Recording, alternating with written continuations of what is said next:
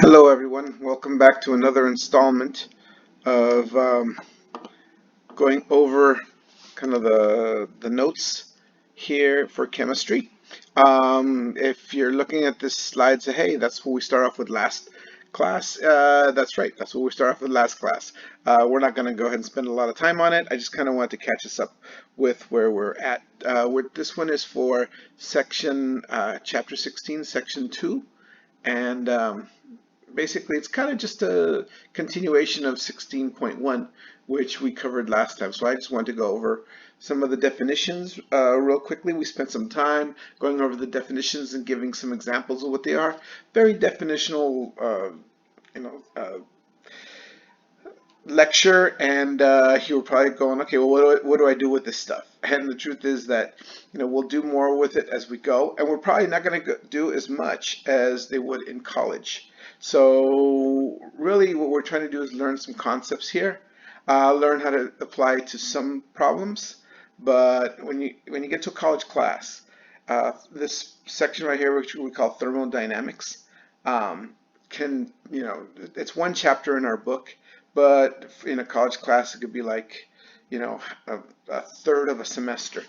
So it's a big topic because it's basically telling you why chemical reactions take place and why chemical reactions take place in the order that they do. So we're not going to get that far, not in our high school level class without, chopping off a whole bunch of other lessons. So we're just trying to get kind of some of the basic ideas. So let's get going here, and then we'll kind of get to the where we left off last time. First off, let's go ahead and remind ourselves what we talked about. We talked about energy, represented by a capital E, and that energy is, the definition of energy is the potential to do work. I always said that I called it that thing in the universe that makes things move. Without energy, nothing would move. And we also gave a definition for work. Work is force times distance, which is measured in units of joules or calories, but we're going to be using joules for the most part, although calories are very commonly used in the United States. Talked about there being two types of energy, potential energy and kinetic energy. Potential energy is energy that is stored, and kinetic energy is energy in motion. Energy in the molecules is potential energy, and that can be released and used. And we used something like gasoline powering your car as an example. The gasoline, before it gets burned and ignited, has stored all this energy within the bonds. And then once it gets ignited in your engine, that energy is released, turning into heat that goes ahead and pushes pistons around. It moves machinery, and then we can turn it into driving. Okay, so we eventually turn into kinetic energy, get our car going. Okay. So those are some definitions on energy. We talked about heat. And heat sometimes is equated with temperature. It's also equated with energy. Heat is a way of transferring energy. Uh, it's how much energy is transferred between two bodies based on temperature differences. So when there is heat applied, that means that the heat's going from the higher temperature body to the lower temperature body. Whether the body means a piece of metal or a sample of water or a collection of gas inside of a container. When energy goes from higher temperature body to a lower temperature body, we call it heat. We can also transfer energy from one place to another by work. There's no temperature difference, but you can go ahead and push things around. You can even, like in a bicycle pump, push down on the pump, creates an increase in pressure and volume, and that will go ahead and increase the temperature change. I'm sorry, the energy, and that'll transfer energy without there being a difference in temperature. Okay. System is what you're looking at. Surroundings is everything that is not included in the system, and our universe is system and surroundings. And we'll see today an example of a universe that's not the universe we know, but just a small little area that we're working with. We learned about exothermic processes and endothermic processes. Exothermic processes is when energy leaves a system. Okay, so when a system, whatever you're looking at, loses energy, uh, you have a negative value for Q. Q has a negative value, and that's because it's losing the energy. Generally, these things tend to cool off. Okay. Endothermic process is one where energy enters the system, and Q has a positive value. And these things are when the system gains energy, and so therefore the system tends to warm up. Now you have to be very careful sometimes with these because you really have to define what your system is and what your surroundings are. A lot of times people think of them kind of backwards. For example, there are these little hot packs that they sell. So when you go to the snow or when you go camping when it gets cold, you can have these little hot packs that you can go ahead and open up out of their package. Then they become like these little beanbag type things that actually have metal in there. What happens is the metal is finely divided and the iron starts reacting with the oxygen in the atmosphere. By doing that, what takes place is an exothermic process, and you feel it heating up. Now, some people might go, wait, if it's heating up, then why does Q have a negative value? I'm feeling it getting warmer, right? You just said that when the system gains energy, it gets warmer. Q should have a positive value. Okay. Well, that's because you are really not part of the system. The system is in that little baggie with iron and now oxygen in it, and the chemical reaction. So the chemical reaction itself is the system. And what you are is part of the surroundings. So you are feeling all the energy that has been lost by that system. So when something gives off heat, it is exothermic. And you feeling that heat are feeling it because the process is exothermic and you are in the surroundings. So I think we had, well, maybe I'll find it later, an equation that showed the difference. Let's not worry about that right now. Between the system and surroundings, relationship between the heat in the system and the surroundings.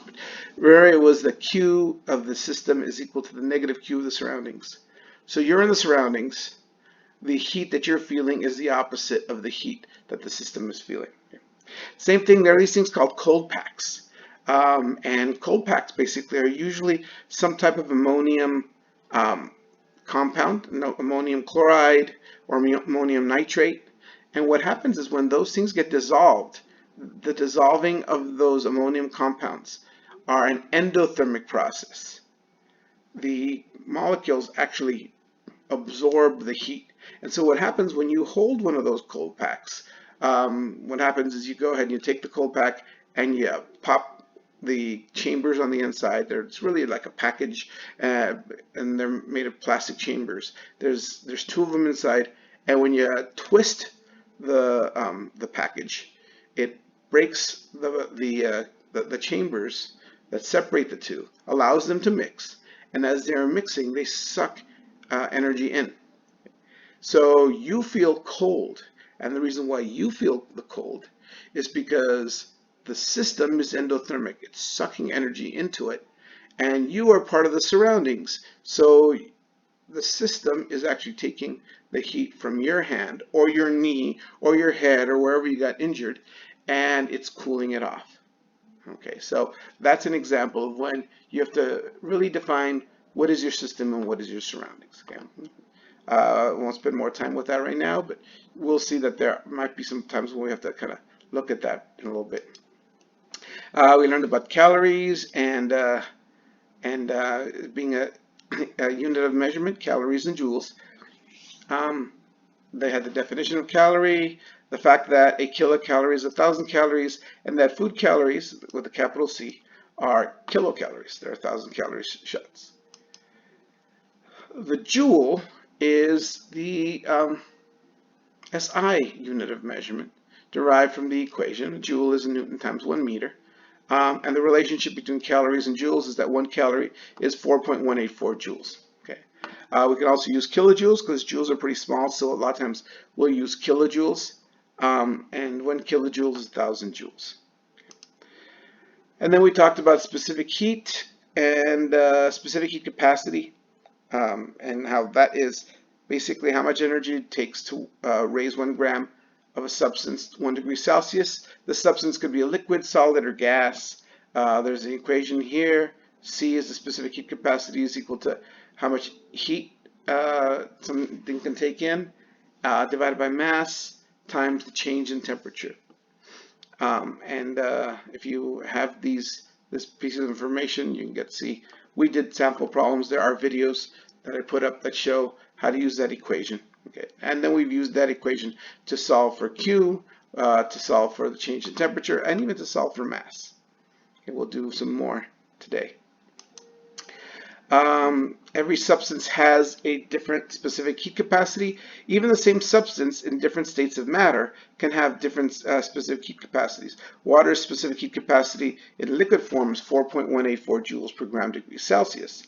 As ice, it's only 2.03, and as steam, it's only 2.01. Okay, so even different states of matter can have different heat capacities.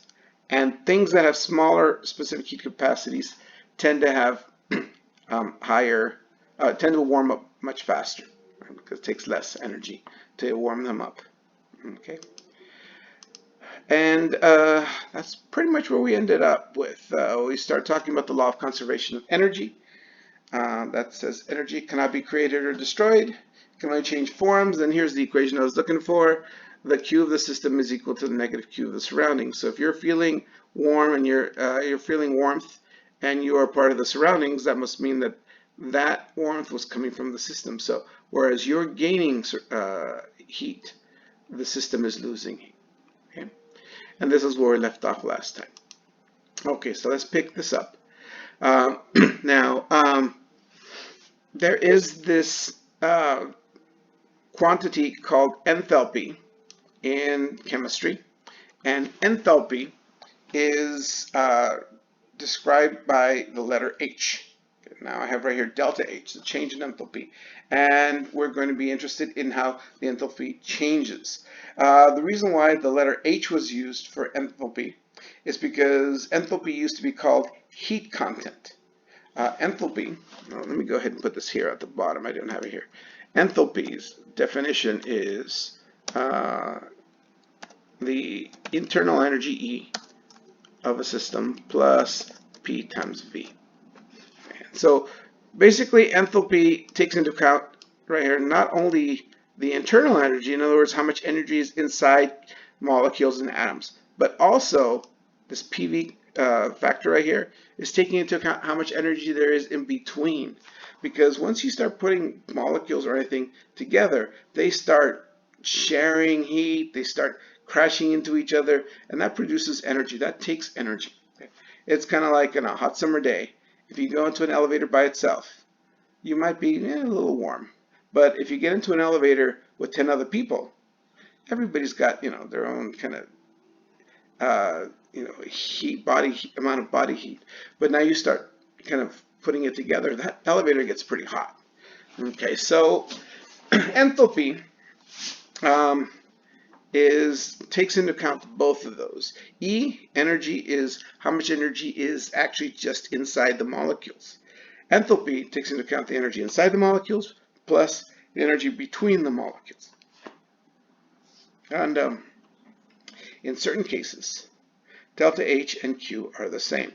And a lot of what we're going to be looking at is at constant pressure. Pressure won't be changing. When you get to college, they're going to throw stuff when there's pressure is changing and volume doesn't change. Sometimes when volume is changing, pressure is not changing. Sometimes there's changes in pressure and volume. Here's where we're going to make it a little easier. Most of the time, unless I tell you otherwise, we're going to assume that things are happening at constant pressure. And when things are happening at constant pressure, the enthalpy change is going to be equal to Q. In other words, however much heat comes out or goes into something, that is your delta H. That is your change in enthalpy. Okay, so we're going to be using those two things interchangeably as long as the pressure is constant. Which brings us to this next slide. This next slide is on what is called calorimetry. And let's go ahead and give a definition. Calorimetry is the process of measuring the heat transfer indirectly by measuring the temperature change of a substance. Usually that substance that we use to measure the temperature change is water, but it doesn't have to be, but it's much easier to get water, and we know the specific heat capacity of water. So when you just use water, it makes it easier. Calorimetry usually is done inside what is called a calorimeter. And here's kind of a schematic here of a calorimeter. Basically, it's just a vessel here. Unless it's insulated so that heat doesn't escape. So all the heat that is produced by whatever is happening will kind of come out of, it will stay in there, won't go out. And what you do is you go ahead and you put in whatever you'd like to see that changes heat, gives off heat, or takes in heat. Now it could be a hot piece of iron. It could be an expanding gas. It could be some food that you want to see how many calories are in there. So that's what we call it, calorimetry, and this object is called a calorimeter. You have it do what it needs to do, cool off, interact, react, and all the heat that is generated by whatever process is occurring in there is going to go out and into the water, and the water will pick up that heat. It'll warm up. We can measure the temperature as it warms up. And since we have that equation, Q equals mc times delta T, we know the specific heat capacity, or the C, of the water. We could measure the mass of the water and check the thermometer at the beginning and the end to see the change in temperature of the thermometer of the water. And so therefore we can calculate how much energy was gained by the water, gained or lost. That'll tell us how much energy was given off by whatever was happening there, whether it be a chemical reaction or just a cooling off, using once again this whole idea. The Q of the system is equal to minus Q of the surroundings. We can say that whatever is happening on the inside here is our system, and the water are part of the surroundings. So therefore we can basically say this whole thing here is a universe. See, like for example, let's say you've seen these on food packages, right? Let's say that this is for, I don't know, a candy bar. And this candy bar has 230 calories in it. How did they get that? How did they get 230 calories? Well, they used a calorimeter. The whole idea here is that if you burn a candy bar, the Q of that candy bar, the amount of heat that's given off by that candy bar, is going to be picked up by the water. So whatever your Q for the candy bar is, that's the same value of Q you're going to have for the water. It's just going to have a negative sign. It's going to have the opposite sign. Right? It doesn't mean that the water is going to have a negative value. It just means that whatever the sign of the Q of the candy bar you get is going to equal to the negative Q of the water. The two values are going to have the same number, just one sign is the opposite of the other. So if the Q of the object was negative, the Q of the water is going to be the negative of a negative, or therefore positive. Okay. And you're going to use this equation, once again, Q equals to mc delta T, mass, specific heat capacity, and change in temperature. You can use it for the Q of the object, if you have the mass of the object, specific heat capacity of the object, and the delta T of the object. You can use that in there. Or you can use it for the water. Okay. And so we can come back here, and let's say we want to figure out what the calories inside that candy bar was. We put in a little box that protects it from the water. It'll be water sealed, but we'll make sure that it's made up of a substance that allows heat to go through. We'll put it right here. It will be non-insulated. And then we can go ahead and put like a little ignition a little ignition mechanism in there. And what we can do is we can light it. We can light it on fire and make sure that it burns completely. And as it burns, its heat will go off into the water, raising the temperature, so we can measure the increase in temperature. That's how you do calorimetry. Okay, and we'll do some sample problems with calorimetry. These are going to be the problems we're going to focus on in this section right here. Okay. All right, good. Let's move on. That was kind of a quick explanation. I'll also link the video for the sample problem using calorimetry in order to calculate things like, how much energy is in there. You can even calculate, mass of an object based on how hot it was and how to what final temperature it ended up, at. So we'll see how those work in sample problems. All right, all right. So we already went over change in enthalpy, but as I mentioned to you, enthalpy is represented by the capital H, the amount of energy in the sample object, and once again, the letter H is used because enthalpy used to be called heat content. Then it got a little complicated because heat sometimes is equal to enthalpy and sometimes it isn't, depending on the conditions of pressure, whether the pressure is constant or not. So they stopped calling it heat content, called it enthalpy. And your change in enthalpy, the difference, is basically your initial enthalpy minus your final enthalpy. Okay? And it's going to be equal to Q.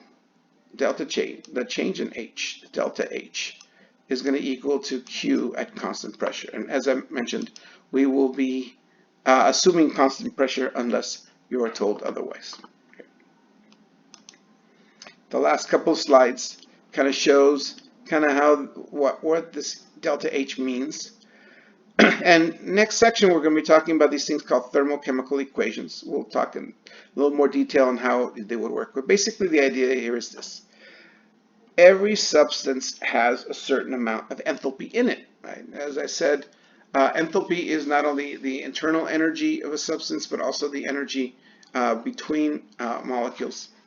So let's say you had this reaction. H2 plus O2 forms water. So H2 has a certain amount of enthalpy in it. O2 has a certain amount of enthalpy in it. Together, they have a certain amount of enthalpy together. And so let's say this line here represents how much enthalpy that is. A lot of times we don't know what the exact amount of enthalpy is, and we really don't need to know. What we need to know is how it changes. So let's say this line right here represents how much enthalpy in the hydrogen and the oxygen together. Now, this graph has H on the y-axis. It has what's called the reaction coordinate on the x-axis. And the reaction coordinate basically is just telling you whether you have reactants or products. So at first, you start off with reactants. In this case, H2 and O2 start off as reactants. But eventually, H2 and O2 turn into water as this chemical reaction takes place. So this line right here represents how much enthalpy is in this water.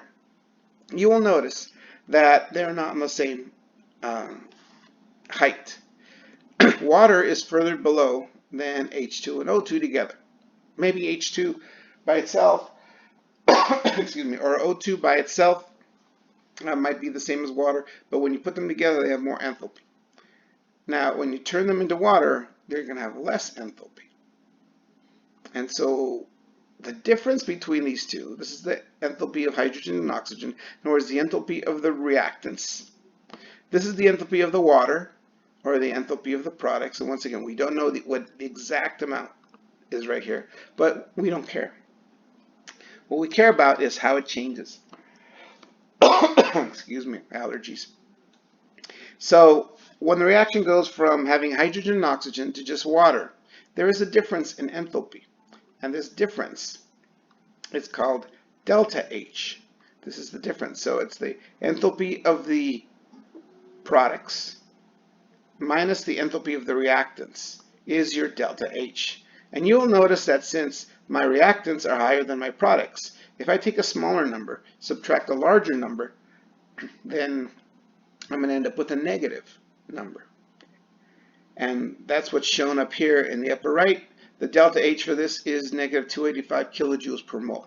So it really doesn't matter if the enthalpy of water is 100 and the enthalpy of H2O2 is 385. The difference is 285 kilojoules. Or if water was 1,000 and H2 and O2 were 1,285. Once again, the difference between this minus that is going to give us negative 285 kilojoules. That means when this reaction takes place, 285 kilojoules are coming out for every mole of this reaction. And we'll talk more about dealing with that tomorrow. But the whole idea here is this. This is what we call an exothermic reaction, because when the reactants turn to products, the products have less energy than the reactants. Well, what happened to the extra? Well, it went off into the surroundings. It went off somewhere else. And that's what the delta H is telling us. Where did that energy go? And we can use this energy to, for example, fire, rockets into space. This is actually what used to launch the space shuttle when the space shuttle mission used to go. They take hydrogen and oxygen and react it, and they would go ahead and just have it turn into water, and they would get 285 kilojoules per mole reaction from that. And so I don't know if nowadays the space shuttle program has kind of stopped, but I don't know if you've ever seen that when they used to send the space shuttle out, there was these booster rockets that were attached to them, and those boosters contained these containers of hydrogen and oxygen so that you could mix them and they could burn, and they would go ahead and take the space shuttle out into outer space, and the space shuttle would detach from them and keep going. Okay. Why? Because the hydrogen and the oxygen were giving off heat, and that heat was being used to propel the booster rockets and the space shuttle with it. Okay. So this is an example of an exothermic reaction. And the last slide I'm going to show you today is an example of an endothermic reaction. And here we have this reaction. Carbon dioxide reacts with water, H2O, to form methane, CH4, and oxygen, O2. And it turns out that when you go ahead and add up the enthalpy of the CO2 and the H2O, you get a certain amount down here. And when you add up the enthalpy of the CH4 and the O2, you would have a certain amount here. So in order to get from CO2 and H2O to CH4 and O2, energy has to be given to these guys. So we have to not only have these guys reacting, but energy has to come in order to get enough energy in order to make these products. So in this case, your difference in our enthalpies, our delta H, is positive, and it's an endothermic reaction because energy has to be sucked into it. Okay, and so we're going to be looking at these next chapter. I just want to introduce them today, give you an idea of what these graphs are like. Once again, they always have enthalpy H along the y-axis and a reaction coordinate along the x-axis. And reaction coordinate basically is just here are your reactants, here are your products, is how much enthalpy is in the reactants, how much enthalpy is in the products. And so as they turn from reactants to products is how much energy is occurring. They generally go this way, and the difference between the two you can go ahead and calculate. And you can calculate using a calorimeter, which we're not going to do right now, but you can use a calorimeter in order to do these calculations. Well, I'm going to stop here for today. So the next chapter, next PowerPoint, or this continuation of the same PowerPoint, we'll talk about thermochemical equations. That's these guys, and how we can use them to calculate how much energy is coming and going from a reaction. Okay, so let's stop here today. Thank you for joining me.